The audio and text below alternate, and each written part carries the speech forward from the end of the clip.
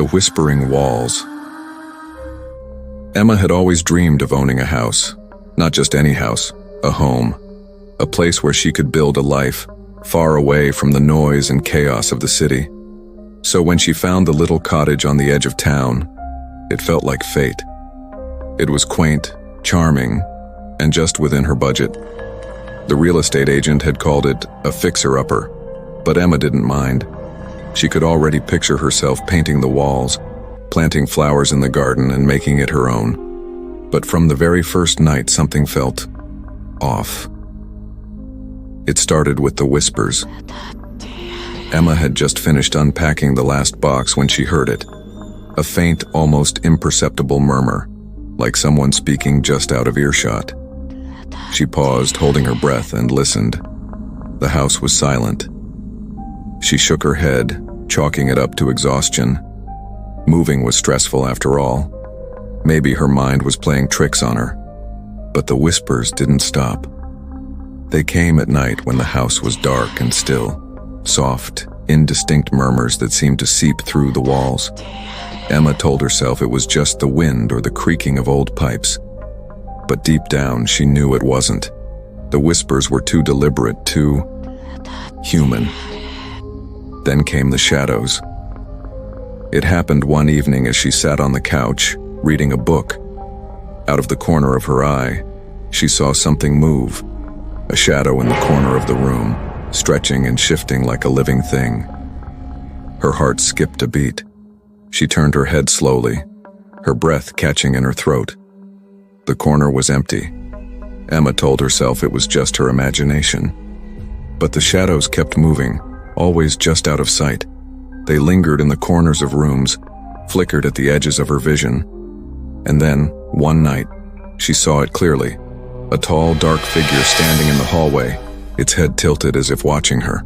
She screamed, and the figure vanished. The knocking began a week later. It always came at the same time, 3 a.m. 3 sharp knocks on the same wall, right above her bed.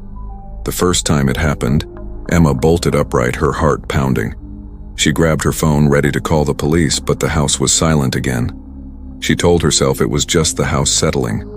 Old houses made noises, didn't they? But the knocking didn't stop. Night after night it came. 3 knocks, always 3. And each time, the whispers grew louder, more insistent.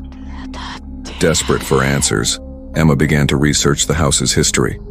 What she found made her blood run cold. The previous owner had disappeared without a trace. And before that, there were rumors. Whispers of a family who had lived there decades ago. A family that had vanished overnight. Emma dug deeper, uncovering an old newspaper article with a grainy photo of the family. As she stared at it, her stomach churned. The father in the photo. He looked exactly like the shadowy figure she'd seen in the hallway. That's when the whispers became voices. They called her name, their tones pleading and desperate. Emma, they would say. Help us. She tried to ignore them, but they grew louder, more persistent. They followed her from room to room, echoing in her ears even when she covered them with her hands. One night she couldn't take it anymore. She packed a suitcase, determined to leave and never come back. But as she reached for the front door, it wouldn't open. She yanked at the handle, her breath coming in panicked gasps, but it was no use. The door was locked, or something was holding it shut. Behind her, the whispers grew into a deafening roar. She turned slowly, her heart pounding in her chest. The shadows were everywhere.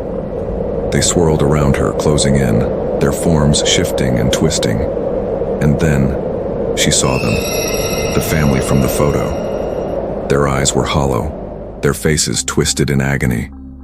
They reached for her, their mouths moving in silent screams. Emma tried to run, but her legs wouldn't obey. The shadows enveloped her, and the last thing she heard was a single, chilling whisper. Stay with us. Emma was never seen again. The house still stands, empty and silent. But if you listen closely, you might hear the whispers, and if you do, don't answer them.